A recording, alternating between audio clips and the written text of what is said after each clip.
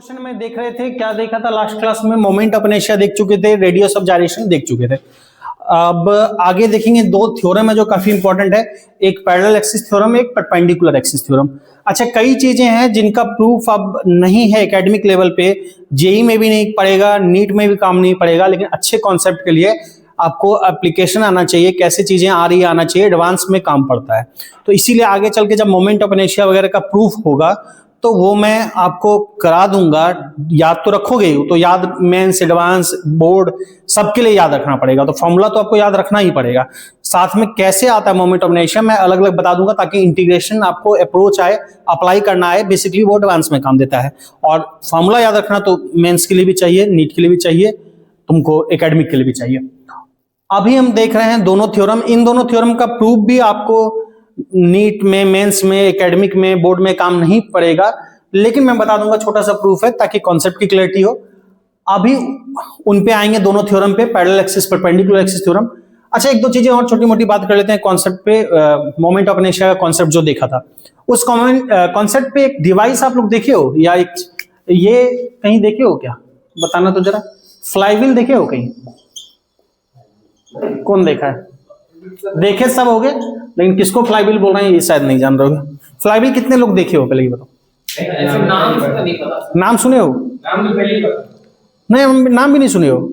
अच्छा, इसको देखोगे भी क्या लिखा है? व्हील, पहिया, और फ्लाई, उड़ने वाला पहिया, मतलब पहिए में लगा है। उड़ने वाला पहिया शायद इसलिए कहते होंगे क्योंकि पहिए का कांटेक्ट डायरेक्ट तुम्हारा ग्राउंड से होता है और पहिए में लगा होता है, इसका कांटेक्ट ग्राउंड से नहीं होता है। पर ये ग्राउंड से कांटेक्ट नहीं है तो पहिए के साथ समझो एक तरह से उड़ रहा है, इसलिए फ्लाईव्हील शायद कहते होंगे। तो खैर जो भी है, पहिए में देखे हो एरोप्लेन, क्या किसी भी में आप ये चलाते हो ना, फोर व्हीलर, टू व्हीलर सब में, खास करके फोर व्हीलर में जरूर आप देखोगे, बस, ट्रक, कोई कार, गाड़ी, किसी के पहिए में देखे हो व्हाइट कलर का। जनरली पहले व्हाइट होता था या व्हाइट अभी भी होता है, पर अब मॉडर्न गाड़ी उड़ी में अच्छे में ब्लैक कलर का होता है। पहिए पे देखे हो एक मटेरियल लगा सा होता है, पहिए पे बड़ा सा डिस्क सा लगा होता है। बस वस में तुमको, और इन सब में जो छोटी गाड़ियां होती है या इन सब में, बस वगैरह, ट्रक वगैरह में व्हाइट कलर का जनरली देखोगे। देखो पहिए पे व्हाइट कलर का बड़ा सा डिस्क सा चिपका होता है। हाँ, जो भी लोगो बना होता है पहिए में देखे हो? कभी भी किसी भी गाड़ी के पहिए में देख लेना कि पहिया गाड़ी का जो होता है, पहिए में एक व्हाइट कलर का ऐसे लगा होता है बड़ा सा। BMW किसी भी गाड़ी में, नॉर्मल जो ये ओमनी वगैरह ये सब जो दिख रहा होगा इधर उधर जो बच्चा ढोता है, उसमें भी होता है, देखे हो? नहीं तो अभी देख लो, कोई गाड़ी यहाँ नीचे होगा, देख लो, दिखाई देते हैं, यहीं से देख लो, यहीं से देखो, नहीं तो समस्या जो पहिया पे दिख रहा है व्हाइट कलर का, ब्लैक के बीच में व्हाइट नहीं लगा है, दिख रहा है? वो उसी को बोलते हैं फ्लाईव्हील, पहिए पे जो चिपका होता है। अब एक बात समझो, पहिए पे वो क्यों चिपका रहता है? हर गाड़ी के पहिए में देखोगे, सुंदरता के लिए?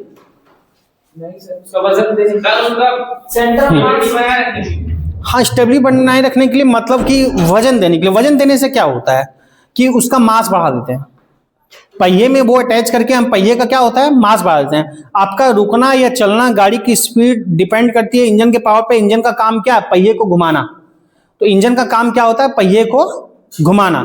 तो पहिया जो घूमता है उसका अचानक से अगर घूम पड़े, मतलब अचानक से अगर रोटेशन में आ जाए या फिर अचानक से रुक जाए, दोनों डिजायर्ड नहीं है, स्किड कर जाएगा। अचानक से गाड़ी चल पड़े या ब्रेक लगाए अचानक से रुक जाए, वो दोनों डिजायर्ड नहीं है। हम क्या चाहते हैं? धीरे धीरे रुके, या स्मूथली रुके या स्मूथली स्पीड पकड़े। उसी का काम क्या करता है फ्लाईव्हील। फ्लाईव्हील क्या करता है? उसके मास को और बढ़ा देता है। बढ़ा के क्या करता है? मास बढ़ाने से क्या होता है? इनर्शिया बढ़ती है, रोटेशनल इनर्शिया बढ़ती है। तो फ्लाईव्हील लगाने से क्या होगा कि रोटेशनल इनर्शिया बढ़ेगी, यानी गाड़ी जब ब्रेक लगाया जाए तो धीरे धीरे धीरे धीरे रुकेगा, अचानक झटके से नहीं रुकेगा, जर्क नहीं होगा, या फिर बहुत तेजी से नहीं एक्सेलरेशन बढ़ेगा जो आप 2-3 आदमी ऐसे पीछे गिर पड़ो, वो धीरे धीरे होगा। तो उसके वजन को बढ़ाने का काम करता है, मोमेंट ऑफ इनर्शिया बढ़ाता है। अब एक बात ध्यान देना, मोमेंट ऑफ इनर्शिया बढ़ाने का, आप पुरानी गाड़ियां देखोगे, तुम्हारा या बस देखोगे, या पुरानी गाड़ियां ओमनी या तुम्हारा मारुति 800 या इस टाइप की गाड़ियां पुरानी देखोगे, तो उसमें फ्लाईव्हील पूरा व्हाइट कलर का ऐसे दिखेगा और पूरा डिस्क होता है। आजकल की गाड़ी में गौर किए हो? अभी जो मॉडर्न गाड़ियां आती है, जो आपका होता है कुछ पहिए पे जनरली आजकल की गाड़ियों में ब्लैक यूज कर रहा है, तो ये कुछ ऐसा होता है। ध्यान देना, आजकल की गाड़ियों में अगर पहिए पे ये जो होगा ना वो कुछ ऐसा लगा होता है, कभी गौर करना, ऐसा लगा होता है, कभी गौर किया हो?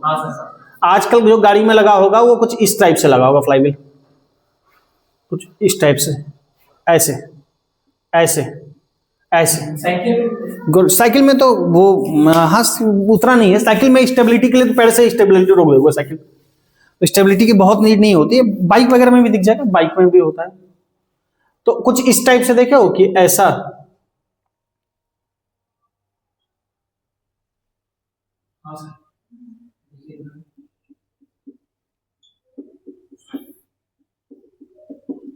इस टाइप से देखे हो क्या? देखे हो ऐसा? अब ऑलरेडी डिस्क बना ही गया, फिर ऐसा डिजाइन के बारे में क्यों सोचा गया? ऐसा डिजाइन के बारे में इसलिए सोचा गया, पहली बात ऐसा डिजाइन सोचा गया कंजूसी। कंजूसी क्या है कि जब मैन्युफैक्चरिंग होता है ना, मैन्युफैक्चरिंग में कॉस्ट कटिंग बहुत मायने रखता है, कि अगर छोटा से छोटा कॉस्ट कटिंग अगर कर देना, छोटा भी मटेरियल रिमूव कर पा रहा है, बचा पा रहा है, तो ओवरऑल जब लाखों में प्रोडक्शन हो रहा है तो अच्छा खासा मटेरियल बच जाता है। मतलब कि समझो कि अगर तुम्हारा अच्छा खासा बचत किया तो उस बचत पे कई 100 गाड़ियां और बन जाएगी। नहीं मतलब अगर लाखों करोड़ों में ये बचत हो रहा है, लाखों में, तो क्या होता है कि फ्लाईव्हील, अब जो देखोगे फ्लाईव्हील ऐसे कट करके कर दिया जाता है। ऐसे होता है कि तुम्हारा इस तरह से निकला हुआ और इधर बीच में क्या होता है, गैप होता है। समझ में आ रहा है बात? तो ऐसा क्यों करते हैं, या ऐसा करके कैसे मोमेंट ऑफ इनर्शिया मेंटेन रखते हैं? ये ऑब्वियस है कि moment of inertia I equal to होता है mr² या सिग्मा mr²। तो सबके लिए कंप्लीट बोलेंगे तो सिग्मा mr²। तो सिग्मा mr², तो यहां पे टोटल मास क्या है, m है। हमको ये पूरा प्रोडक्ट ज्यादा चाहिए, इसके दो तरीके हो सकते हैं, या तो मास बढ़ा दो या आर बढ़ा दो, या तो मास बढ़ा दो या आर बढ़ा दो, आई बढ़ जाएगा। इस केस में मास ज्यादा रखा गया, इस केस में मास कम कर दिया। मास कम कर दिया तो क्या करते हैं, आर बढ़ा देते हैं। तो तुम ध्यान रखो, अभी जो गाड़ियां दिखेगी तुमको, उसके लगभग पूरे पहिए पे फ्लाईव्हील होता है। देखे हो, लगभग पूरे पहिए पे फ्लाईव्हील होता है। पुरानी गाड़ियां देखोगे या बस वगैरह देखोगे तो पहिए पे पूरा फ्लाईव्हील नहीं होता, पहिए के लगभग कुछ भाग पे होता है, अंदर की तरफ में होता है फ्लाईव्हील। देखिए गौर की, अभी भी दिख रहा था, गाड़ी नीचे दिखा है, उसमें पूरे पे था नहीं था, पुरानी गाड़ी है तो पूरे पे नहीं था। नई गाड़ी होगी तो पूरे पहिए पे लगा होता। पूरे पहिए पे लगा के क्या करते हैं कि बीच में तो मटेरियल कटिंग, कॉस्ट कटिंग कर लिए, बीच में गायब कर दिए। और पहिए पे लगाने से क्या होगा, ये इतना जगह ले रहा था ना, तो बाहर वाला ज्यादा जगह ले रहा है। ज्यादा जगह लेने से क्या होगा कि कई मास को हमने दूर भेज दिया, कई मास इतने को दूर भेज दिया, फिर इधर क्या किया, इतने को दूर भेज दिया। तो इन सब के लिए आर हमने बढ़ा दिया ना, यहां पे जो मटेरियल है, यहां वाले मटेरियल के लिए आर बढ़ा दिया ना। तो मास को कम रखते हुए आर को बढ़ा के मोमेंट ऑफ इनर्शिया उतना ही मेंटेन कर लिया। बात समझ में आ रही है? इसीलिए क्या किया जाता है कि कटिंग कर दी जाती है, ग्रुप बना दिया जाता है, और क्या किया जाता है, मास को दूर भेज देते हैं। बड़ा साइज कर दिए, मास को दूर भेज दिए, दूर भेज के आर बढ़ा के मोमेंट ऑफ इनर्शिया बढ़ा दिए। वो भी वही मोमेंट ऑफ इनर्शिया मेंटेन करता है जो कि तुम्हारा हैवी और बीच में रह के मेंटेन करता है। बात समझे? तो बहुत एप्लीकेशन है इसके। तो खैर ये एप्लीकेशन बताया। अब आते हैं दोनों थ्योरम पे। तो दो थ्योरम है, एक पैरेलल एक्सिस थ्योरम, एक परपेंडिकुलर एक्सिस थ्योरम। इन दोनों का अप्लाई करना बहुत काम में आता है। पहले हम थ्योरम देखेंगे क्या है, समझेंगे, और छोटा सा प्रूफ है, कोई खास नहीं, तो फट से देख लेंगे। एक है तुम्हारा, अच्छा फ्लाईव्हील का शेप कैसा बोलेंगे, जब भी चाहे कैसा भी रहे, कटा नहीं कटा, अगर क्वेश्चन में फ्लाईव्हील वर्ड लिखा है तो आप शेप हमेशा डिस्क यूज करोगे। क्वेश्चन आगे जाके मैं कराऊंगा, अभी वहां पे लिखा हुआ क्वेश्चन में कि एक फ्लाईव्हील है, फलाना है, तो उसका शेप हम यूज करेंगे डिस्क का शेप। ठीक, अच्छा अब आते हैं दो थ्योरम है। दो थ्योरम है, एक थ्योरम है पैरेलल एक्सिस थ्योरम, एक है परपेंडिकुलर एक्सिस थ्योरम। तो एक हम बात करते हैं परपेंडिकुलर, आप पूरा लिखोगे perpendicular axis theorem, perpendicular axis theorem.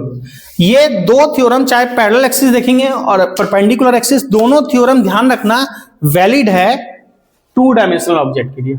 चाहे पैरेलल एक्सिस देखिए चाहे परपेंडिकुलर, ये दोनों वैलिड है 2D ऑब्जेक्ट के लिए, 3 डायमेंशनल ऑब्जेक्ट के लिए नहीं है, 2 डायमेंशन के लिए। ठीक, पैरेलल एक्सिस थ्योरम क्या कहता है, सॉरी पहले परपेंडिकुलर देखना। परपेंडिकुलर क्या कहता है कि ये है, एक दो तो मुझे ये आपका पेन, हाँ एक पेन दो, बल्कि यहाँ पेज फाड़ के रखे थे, हाँ ये पेज है ना, देखो अब ये ऑब्जेक्ट है, ठीक है। परपेंडिकुलर एक्सिस थ्योरम क्या कहते हैं, मान लो कि इस ऑब्जेक्ट का ये 2D ऑब्जेक्ट है, ये 2 डायमेंशनल ऑब्जेक्ट है, इसको 2 एक्सिस में रख सकते हो। एक मान लो ये एक्स एक्सिस बोल दिया ये वाली, और ये वाली वाई एक्सिस बोल दिया। ये एक्स एक्सिस ये वाई एक्सिस 2 एक्सिस में ये ऑब्जेक्ट सिमट जाएगा, तो ये ऑब्जेक्ट क्या है 2D है। अब ये समझना कि इसका एक्स एक्सिस ये समझना, इसके अबाउट मोमेंट ऑफ इनर्शिया, इसके अबाउट घूमना कैसे होगा, ऐसे घूमेगा। इस एक्सिस के अबाउट ऐसे घूमेगा, इस एक्सिस के अबाउट ये ऐसे घूमेगा। वाई एक्सिस इसके अबाउट घूमना मोमेंट ऑफ इनर्शिया, इसके अबाउट ऐसे घूमेगा, ऐसे घूमेगा। तो 2 एक्सिस के प्लेन में एक खुद है आई एक्स प्लस आई वाई, ठीक, इक्वल टू होता है इसके जो परपेंडिकुलर एक्सिस जाएगी इसके प्लेन के परपेंडिकुलर, इसके प्लेन के परपेंडिकुलर, इसको मान लो जेड का दिया, ये जाएगी।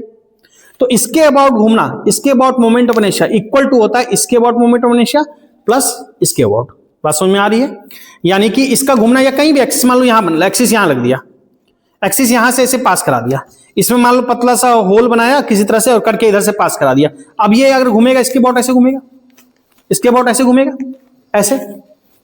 इधर भी मान लो पतला सा ऐसे, मान लो बहुत पतला होता है ये ऑब्जेक्ट, थोड़ा थिकनेस भी लिया होता है, एक वायर गुजार के, एक वायर होल करके गुजार देते हैं ऐसे, समझना। अगर ये इसका थोड़ा सा थिकनेस होता और वायर गुजार सकते, एक वायर हम इधर से गुजार के इधर से निकाल देते और इसको घुमाते हैं, ऐसे घूमता ना, उसके अबाउट। तो वो मान लो वाई एक्सिस के अबाउट हुआ। जेड एक्सिस मान लो ये एक्स एक्सिस यहां बना लिया, समझो यहां पे एक्सिस बना लिया, यहां पे एक्सिस बना लिया, ये विजिबल है तो देखो यहां पे मान लो ये पॉइंट है, यहां से एक्सिस गुजर रही है, ये बना दिया एक्स एक्सिस इधर से गया, इसके अबाउट घूमना, वाई एक्सिस ऐसे, जेड क्या कर दिया ऐसे, इसके अबाउट ऐसे, जेड इसके अबाउट ऐसे। तो जेड के about moment of inertia equal to होगा एक्स के अबाउट दिस, इसको मान लो एक्स एक्सिस कह दिया, इसको कह दिया एक एक्स एक्सिस, इसको कह दिया एक वाई एक्सिस, ठीक। तो इसके अबाउट एक मान लो कोई भी एक्स वाई जेड, इसको भी कहा, इसको मान लो कह दिया कुछ भी से मान लो वाई एक्स आई वाई, इसको कह दिया मान लो एक्स आई एक्स। तो इसके अबाउट घूमना आई एक्स प्लस इसके अबाउट घूमना आई वाई, इन दोनों के प्लेन में ऑब्जेक्ट है, इक्वल टू इसके अबाउट घूमना आई जेड। ये कहना है परपेंडिकुलर एक्सिस का। क्लियर है बात? तो ऑब्जेक्ट जिस भी प्लेन में हो उसके परपेंडिकुलर प्लेन के about moment of inertia equal to होता है जिन 2 प्लेन में वो ऑब्जेक्ट हो उसके समझना। आप जो कोई 2D में ये चीज दिखेगा नहीं, बोर्ड 2D है, तीसरी एक्सिस दिखेगी नहीं। मान लो एक्स एक्सिस किसी को बना लिया, मान लो इसको बना लिया एक्स एक्सिस, ठीक। जेड एक्सिस को मान लो जनरली हम लिखते हैं प्लेन के परपेंडिकुलर, चलो प्लेन के परपेंडिकुलर या जैसे भी इच्छा हो। मान लो इसको हमने या कोई भी एक्सिस, 3 एक्सिस एक दूसरे के परपेंडिकुलर होती है, ये एक्स लिख लिया, इसको वाई लिख लिया, जेड कहां जाएगा, यहां जाएगा, जेड यहां जाएगा, जेड को यहां लिख दिया। जब भी 3 एक्सिस एक प्लेन में बनाओगे ना, 2D में अगर 3 एक्सिस बनाओगे तो 2 एक्सिस तो बोर्ड पे दिखेगी तुमको एज इट इज, तीसरी एक्सिस नहीं दिखेगी। और एक्स वाई जेड 3 एक्सिस होती है जो एक दूसरे के परपेंडिकुलर होती है। ऐसा कोई जरूरी नहीं है कि जेड एक्सिस प्लेन के परपेंडिकुलर होगा। प्लेन के परपेंडिकुलर को एक्स भी कह सकते हो, प्लेन के परपेंडिकुलर को वाई भी कह सकते हो, प्लेन के परपेंडिकुलर को जेड भी कह सकते हो। बस एक्स वाई जेड 3 एक्सिस है जो एक दूसरे के क्या है परपेंडिकुलर। तो मान लो एक्स वाई 2 एक्सिस है, ठीक, और जेड एक्सिस प्लेन के परपेंडिकुलर मान लो ऐसे दिखा दिया। तो जेड के अबाउट मोमेंट ऑफ इनर्शिया, इस थ्योरम का सिंपल सा कहना है जो प्लेन के परपेंडिकुलर जेड के about moment of inertia equal to x के प्लस वाई के। ये बात समझ में आ रही है? एक्स वाई में प्लेन में ये ऑब्जेक्ट है, इस थ्योरम का ये सिंपल सा कहना है, ठीक। इसका छोटा सा प्रूफ भी है, वो भी हम देख लेंगे। पहले एक काम करो, इस थ्योरम का स्टेटमेंट लिख लो, इसका स्टेटमेंट लिख दो। स्टेटमेंट और डायरेक्ट थ्योरम आपके बोर्ड में भी काम का है, मतलब एकेडमिक भी है, और उसके बाद प्रूफ हम देखेंगे आगे, और कंपटीशन में भी लगता ही है। तो लिखो, the moment of inertia of a plane, लिखना, the moment of inertia of a plane lamina, lamina मतलब होता है क्लोज शिप कोई भी। The moment of inertia of a plane lamina, of a plane lamina,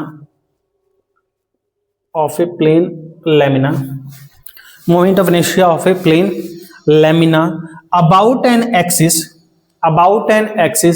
perpendicular to, about an axis perpendicular to its plane, about an axis perpendicular to its plane is equal to, perpendicular to its plane is equal to the sum of, equal to the sum of moment of inertia sum of moment of inertia about two perpendicular axis, sum of moment of inertia about two perpendicular axis, two perpendicular axis board पे लिखा है concurrent.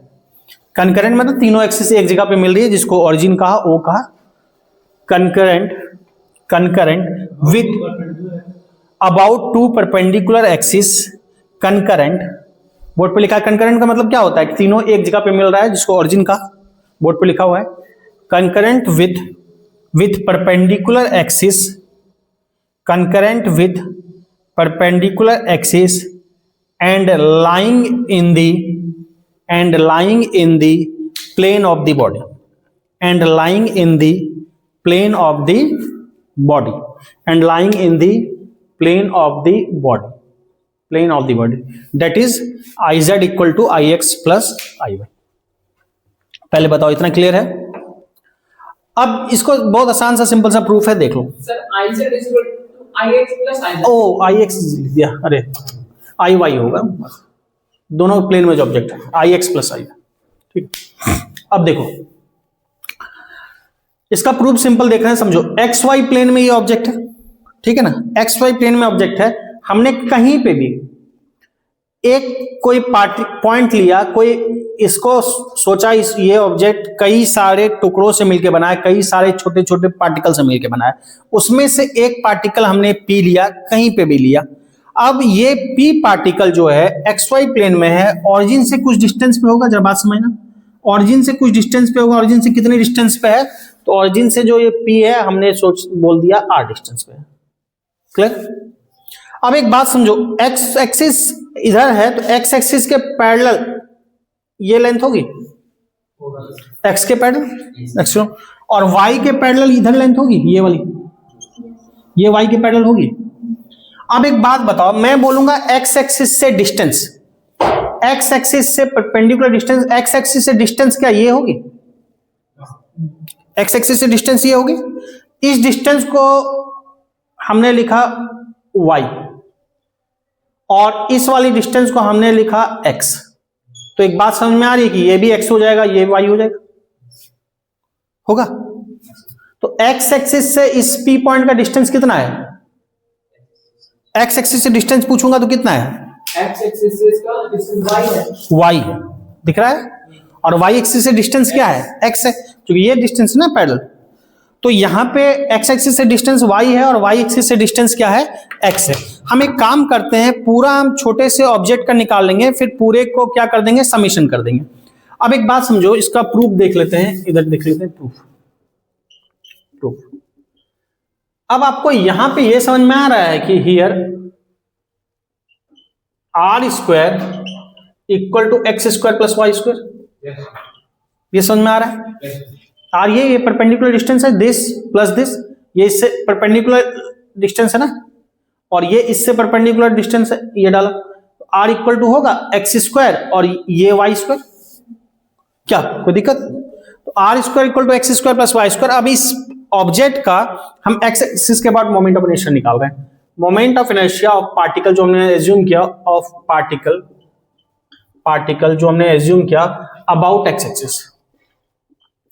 Moment of inertia क्या होता है? एक single particle का m into r square, m into r square होता है। तो ये सिंगल जो पार्टिकल कंसीडर किया, इसका मास कुछ होगा, इसका मास हमने मान लिया से m। सिंगल जो पार्टिकल हमने कंसीडर किया, इस पूरे लेमिना का मास कुछ होगा, इस सिंगल का मास है m, इस सिंगल का मास है m। ये जो सिंगल ऑब्जेक्ट हमने कंसीडर किया, इसका मास मान लिया m, ठीक, m से, ठीक है। और लेमिना का जो टोटल मास है, टोटल मास ऑफ लेमिना, वो मान लो गिवन है कैपिटल M।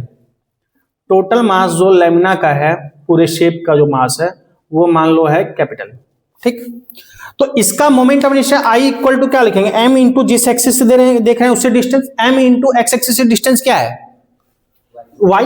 तो मोमेंट ऑफ इनर्शिया का क्या लिखेंगे? m into y square.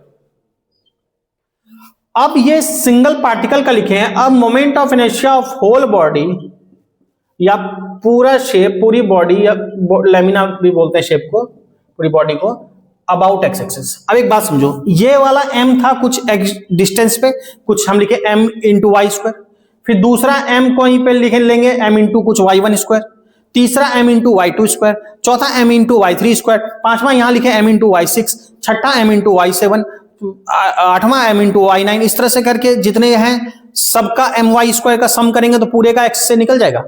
x से जैसे इसका डिस्टेंस देखा y, उससे किसी और का कुछ और डिस्टेंस होगा, y1 लिख लिया, दूसरे का y2 हो जाएगा, y3 हो जाएगा, y4, y5, y6। अगर पूरे का लिखेंगे तो इस तरह से जितना है सबका समेशन लिखेंगे, summation m into y square, मतलब सारा m और सारा y। इसको पूरा प्रीफिक्स के साथ लिखना चाहते हो तो इसको पूरा ऐसे करके i1 से लेकर n तक, या इसी को शॉर्ट में लिखते हैं, ऐसे लिख देंगे समेशन m y स्क्वायर, एक m उसका y स्क्वायर, दूसरा m उसका y स्क्वायर। क्लियर है? उसी तरह से पूरे लेमिना का अगर हम सिमिलरली लिखना चाह रहे हैं y एक्सिस के अबाउट, पूरे लेमिना का सिमिलरली y एक्सिस के अबाउट क्या लिखेंगे जरा बताओगे?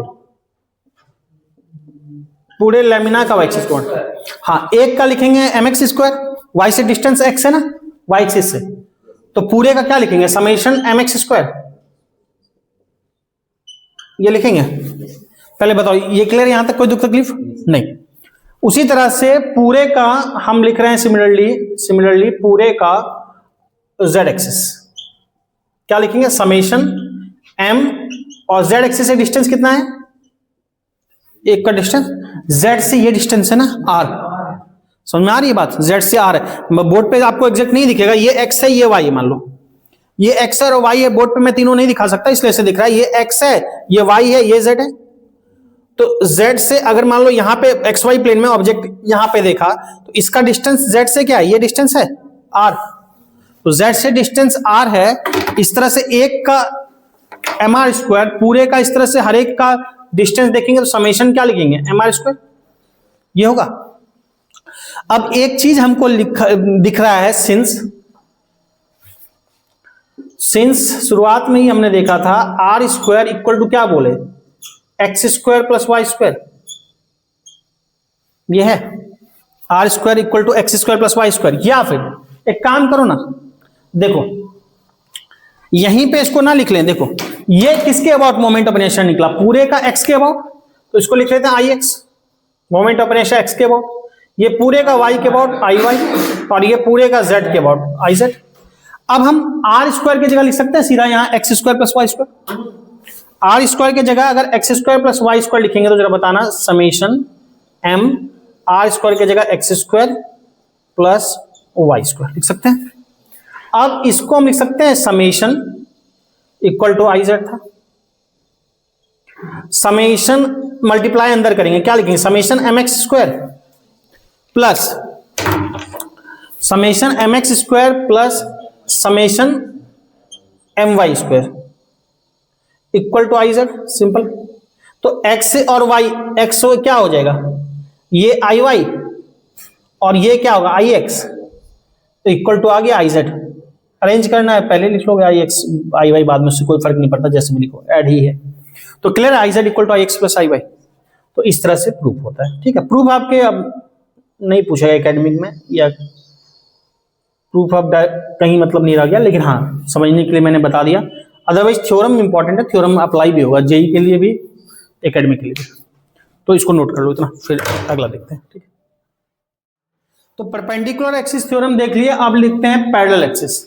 आप पूरा लिखोगे parallel axis theorem, parallel axis theorem. दो थ्योरम है, एक परपेंडिकुलर एक्सिस, नाम से पता चल रहा था परपेंडिकुलर में एक्सिस है, और दूसरा है पैरेलल। दोनों थ्योरम, ये भी थ्योरम और पैरेलल परपेंडिकुलर, दोनों थ्योरम वैलिड है 2D ऑब्जेक्ट के लिए, ठीक। अब पैरेलल एक्सिस थ्योरम क्या कहता है समझो, जैसे ये ऑब्जेक्ट है, ठीक है, इसका किसी भी एक्सिस के अबाउट मोमेंट ऑफ इनर्शिया निकालना। मान लो एक एक्सिस ये है, कहीं से गुजार दिया, मान लो ये एक एक्सिस है, ये, ठीक है, इसके अबाउट इसका मोमेंट ऑफ इनर्शिया निकालना, इसके अबाउट ये ऐसे घूम रहा है, तो इसका इस एक्सिस के about moment of inertia equal to होता है आई दिस, इस वाली एक्सिस। तुमको एक एक्सिस ढूंढना पड़ेगा जो इसके पैरेलल हो और साथ में कहां से गुजरे? इसके सेंटर ऑफ मास से गुजरे, इस शेप का। दो चीजें ध्यान रखनी है, एक एक्सिस अगर इसके अबाउट मोमेंट ऑफ इनर्शिया निकालना है तो एक एक्सिस ढूंढनी पड़ेगी हमको जो इसके पैरेलल भी हो और साथ में इसके सेंटर ऑफ मास से गुजरे। जैसे एक पेन और कोई दो, ठीक।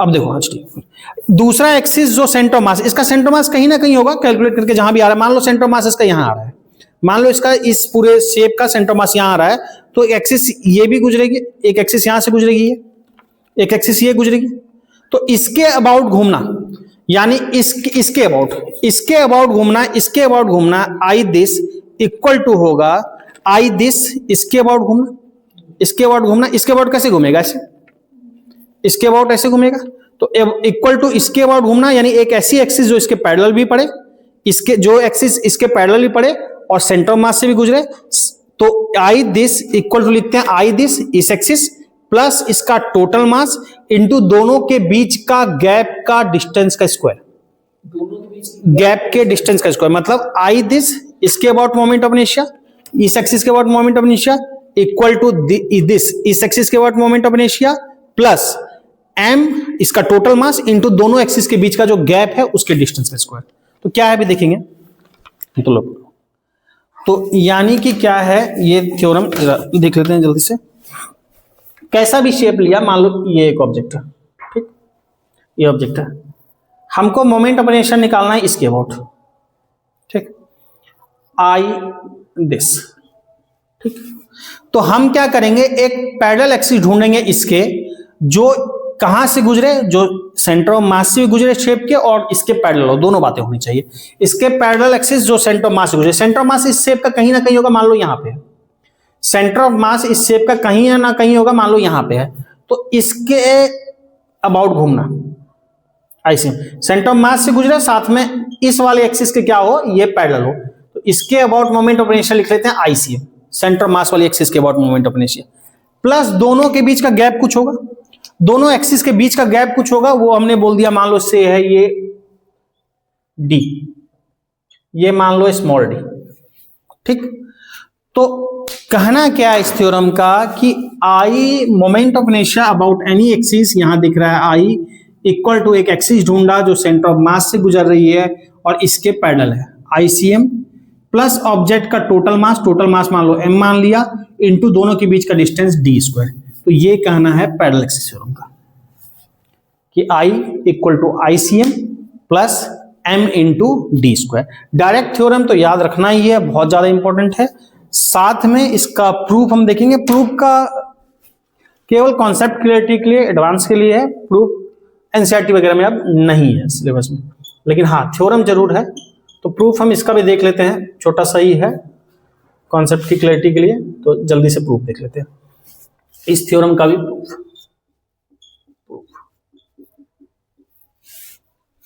तो प्रूफ सिंपली कैसे करेंगे, कुछ खास खतरनाक नहीं है। हम क्या करेंगे कि उसी तरह से जैसे इससे पहले किया था कि कोई ऑब्जेक्ट, कोई पार्टिकल कहीं पे कंसीडर कर लिया, मान लो एक पार्टिकल हमने यहाँ पे कहीं पे भी जहां इच्छा हुआ, मान लो एक पार्टिकल पी कंसीडर कर लिया, ठीक। अच्छा, सेंटर ऑफ मास जो है इसको नाम दे दिया, मान लो कि से सेंटर ऑफ मास को नाम दे दिया, जहां से सेंटर ऑफ मास से गुजर रही है एक्सिस, इसको नाम दे दिया O, ठीक है, एक्सिस जहां से गुजर रही है।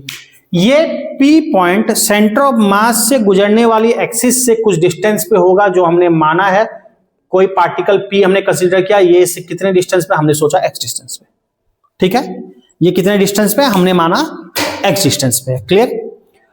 इस पार्टिकल का जो हमने कंसीडर किया उसका हम मोमेंट ऑफ इनर्शिया निकाल रहे हैं, किसके अबाउट, तो जिस एक्सिस के अबाउट निकालना है। तो moment of inertia of assumed particle, जो हमने माना है assumed particle about an axis किसके अबाउट, जिसके अबाउट हमको क्वेश्चन में कहा गया कि निकालना है एक्सिस, इसके अबाउट। एक काम करते हैं, इस एक्सिस को नाम दे देते हैं ताकि लिखने में हमको सहूलियत हो। तो इस एक्सिस को नाम दे देते हैं, इसको नाम देते हैं मान लो ए बी, और दूसरा जो ये एक्सिस है इसको नाम दे देते हैं मान लो सी डी, ठीक है। तो अबाउट क्या पता कर रहा है, ए बी, तो about an axis a b, इधर विजिबल है। अब जरा देखना आई इक्वल टू क्या लिखते हैं, एक पर्टिकुलर पॉइंट का m इंटू एक्सिस से डिस्टेंस का स्क्वायर। अच्छा, ये जो हमने पार्टिकल जो माना है इसका p पार्टिकल लिखा, इसका मास कुछ होगा, तो इसका मास हमने m लिख लिया, ठीक। तो इसका मास हमने m मान लिया, तो क्या लिखेंगे, इसका moment of inertia m mass into इसका डिस्टेंस क्या है ab से, जिससे निकालना है ab से डिस्टेंस कितना है इसका, फिगर में दिख रहा है ना, x प्लस डी नहीं है, हाँ x plus d है। ये जो माना ये d है, ये x है, तो x प्लस डी है, कोई दिक्कत नहीं आता। ये हमने एक एज्यूम किया, अगर मुझे पूरे का निकालना है तो इस तरह से p पार्टिकल हमको अलग अलग एज्यूम करना होगा, कोई p यहाँ पे, कोई p यहाँ, कोई यहाँ, कोई यहाँ, कोई यहाँ, कोई यहाँ, कोई यहाँ, चारों तरफ इस तरह से पार्टिकल एज्यूम करना होगा। सबके लिए अपना अपना डिस्टेंस होगा, किसी के लिए x1, किसी के लिए x2, किसी के लिए x3, किसी के लिए x4, इस तरह से होगा। तो अगर मैं अब लिख रहा हूं moment of inertia of whole body या लेमिना, पूरी बॉडी का या पूरे lamina about axis a b, about axis a b, पूरे का ए बी से। तो एक का ये लिखा, पूरे के लिए क्या लिखेंगे इस तरह से, देखो समेशन, दोनों के बीच का गैप तो डी ही रहेगा, उसको तो मैं चेंज नहीं कर सकता। तो पूरे का इस तरह से जितना होगा उसका एक्स ऐड करेंगे तो लिख सकते हैं summation M X plus D का होल स्क्वायर, लिख सकते हैं। इसको ए प्लस बी का होल स्क्वायर क्या लिखोगे, पूरे का summation A square plus B square plus 2ab। तो मैं डायरेक्ट लिखूं थोड़ा सा समेशन, या चलो एक स्टेप बढ़ा देता हूं, एम एक्स स्क्वायर मल्टीप्लाई होगा plus m d square plus 2ab 2mxd होगा, कोई दिक्कत। समेशन को अंदर ले जाते हैं तो समेशन एक एक टर्म का होगा, summation M x square plus summation m d square plus summation 2mxd। पहले बताओ क्लियर है, समेशन 2mxd 2mxd, ठीक। अब जरा मैं सबको लिख रहा हूं, जरा देखना here, summation M x square को लिख रहे हैं, ये क्या है समेशन एम एक्स स्क्वायर, सब का डिस्टेंस x, जो डिस्टेंस कहां से लिया हमने, x डिस्टेंस कहां से है पार्टिकल का, सेंटर ऑफ मास वाली एक्सिस से, CD एक्सिस से x डिस्टेंस है, CD एक्सिस से डिस्टेंस इनटू मास, मतलब CD एक्सिस से डिस्टेंस का स्क्वायर इनटू मास। ये मोमेंट ऑफ इनर्शिया किसके अबाउट निकला, ICM, सेंटर ऑफ मास वाली एक्सिस के अबाउट, ये CD के अबाउट निकला ना, क्योंकि पर्टिकुलर पार्टिकल, एक पार्टिकल का डिस्टेंस हमने कहां से लिया, x डिस्टेंस कहां से है, CD वाली एक्सिस से, तो CD वाली एक्सिस से डिस्टेंस का स्क्वायर इनटू मास। इस तरह से हर एक छोटा छोटा मास का डिस्टेंस कहां से है, x हम लिख रहे हैं CD वाली से, हर एक मास का डिस्टेंस किससे, CD वाली एक्सिस से, और उसका समेशन। तो ये जो मोमेंट ऑफ इनर्शिया निकला पूरा किसके अबाउट, पूरे पार्टिकल का किसके अबाउट निकला, ICM निकला। बस समझ में आ रही है, क्योंकि डिस्टेंस उसी से लिए थे। अगला टर्म, एक और टर्म दिख रहा है, अलग अलग सारे टर्म को देख रहे हैं। एक टर्म हमको दिख रहा है md स्क्वायर। समेशन किसका होता है, जो चीज वेरी करता है, d क्या दोनों एक्सिस के बीच का डिस्टेंस है। आप पार्टिकल कहीं पे भी कंसीडर कर लो, दोनों एक्सिस के बीच का डिस्टेंस तो इफेक्टेड नहीं होगा ना, दोनों के बीच का डिस्टेंस तो d ही रहेगा। पार्टिकल हम कहीं भी रख ले, दोनों के बीच का डिस्टेंस d ही रहेगा, यानी sigma m into d square मेरा कांस्टेंट है, इसका मतलब नहीं है समेशन का। तो सारे सिग्मा को समेशन कर दोगे तो कितना बनेगा, टोटल मास बनेगा। सारे स्मॉल मास को ऐड कर दोगे तो पार्टिकल का टोटल मास निकलेगा, तो निकला md स्क्वायर। क्लियर है ये। अच्छा, एक टर्म मेरा क्या बच रहा है, 2mxd, सिग्मा 2mxd। अब जरा इसमें बात समझना, इसमें भी मेरा कांस्टेंट क्या है, 2 कांस्टेंट है, d कांस्टेंट, दोनों को बाहर रखा, और समेशन क्या होगा m इंटू एक्स। समझना, d दोनों एक्सिस के बीच का डिस्टेंस है, वो तो दोनों एक्सिस के बीच का डिस्टेंस गायब नहीं होगा, वो तो हमेशा कांस्टेंट रहेगा। पार्टिकल तुम चाहे p यहां एज्यूम करे, चाहे यहां कहीं भी एज्यूम करते, तो ये तो वही रहता। बात समझ में आ रही है।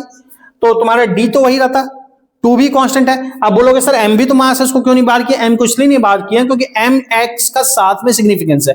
mx यहां पे क्या बता रहा है कि फलाना पार्टिकल x डिस्टेंस पे है, फलाना पार्टिकल इतने डिस्टेंस पे है। mx का मतलब एक, मान लो कोई m1 पार्टिकल x डिस्टेंस पे है, m2 नाम का पार्टिकल x2 डिस्टेंस पे, m3 नाम का पार्टिकल x3 डिस्टेंस पे, mn नाम का पार्टिकल xn डिस्टेंस पे, यानी m और x क्या है, साथ में सिग्निफिकेंस है। m के लिए x है तो m इंटू एक्स, ठीक। तो ये तो कांस्टेंट था, ये कांस्टेंट। समेशन mx क्या होगा, समेशन mx होगा 0, तो ये पूरा टर्म क्या हो जाएगा, 0। क्यों समेशन mx 0 होगा, कोई बता सकता है। समेशन mx इसलिए 0 होगा क्योंकि x कहां पे है, x किससे लेना है, सेंटर ऑफ मास वाले से डिस्टेंस। सेंटर ऑफ मास क्या होता है, जिसके चारों तरफ मास का डिस्ट्रीब्यूशन क्या होता है, सेम होता है, उस पॉइंट को बोलते हैं centre of mass. Centre of mass से चारों तरफ डिस्ट्रीब्यूशन सेम का मतलब सेंटर ऑफ मास के राइट जितना पार्टिकल होगा, अगर सेंटर ऑफ मास के राइट 5 सेंटीमीटर एक पार्टिकल मिला है तो लेफ्ट में भी 5 सेंटीमीटर एक पार्टिकल मिलेगा। अप अगर 2 सेंटीमीटर पार्टिकल मिला है तो डाउन भी 2 सेंटीमीटर में मिलेगा। सेंटर ऑफ मास उसी को बोलते हैं जिसके चारों तरफ मास का डिस्ट्रीब्यूशन बराबर होता है। तो इधर वाले को मान लो m इंटू +5 लिखे तो इधर लिखेंगे m इंटू -5, 0 हो जाएगा। m इंटू ऊपर लिखे +2 तो नीचे भी एक पार्टिकल मिलेगा m -2 तो m इंटू -2 वो 0 हो जाएगा। तो चूंकि सेंटर ऑफ मास है, चारों तरफ मास का डिस्ट्रीब्यूशन बराबर है, तो हर एक को बैलेंस करने वाला दूसरा है उल्टे डायरेक्शन में, तो नेट क्या हो जाएगा, 0। एक साइड अगर डिस्टेंस में प्लस लेके चल रहा हूं तो इधर मुझे माइनस लेके चलना पड़ेगा। तो इधर अगर +x लिखे तो उतनी दूरी पे एक और पार्टिकल मिलेगा, उतनी दूरी पे एक और पार्टिकल मिलेगा, तो m इंटू जब हम करने जाएंगे तो नेट क्या होगा, 0। बात समझ में आई? तो ये हो गया 0। इसलिए हम लिख सकते हैं सो I इक्वल टू हम क्या बोल सकते हैं, जरा सिंपली आ गया देख लेना, mx², इसको क्या लिखेंगे, ICM, ठीक है। और इसको क्या लिख सकते हैं, md²। और तीसरा टर्म क्या हो गया, 0। तो यही प्रूफ करना था और ये प्रूफ हो गया, तो आपका ये कंप्लीट हो गया। ठीक है, तो आज के लिए इतना ही रहने देंगे। ये क्लियर हो गया, कोई दिक्कत, इसको नोट कर लो फिर, ठीक है। नया साल जो धूम मचाना है बंग जमा दो, ठीक है, जो करना फिरना है मौज करो। उसके बाद अगला जो मिलेंगे हम फिर आपका 2 तारीख को मिलेंगे, तो बाकी आगे का देखेंगे। तो इतना दोनों थ्योरम अच्छे से याद होना चाहिए, प्रूफ भी कोई कठिन है नहीं, देख लेना, ठीक है। चलो फिर मिलते हैं।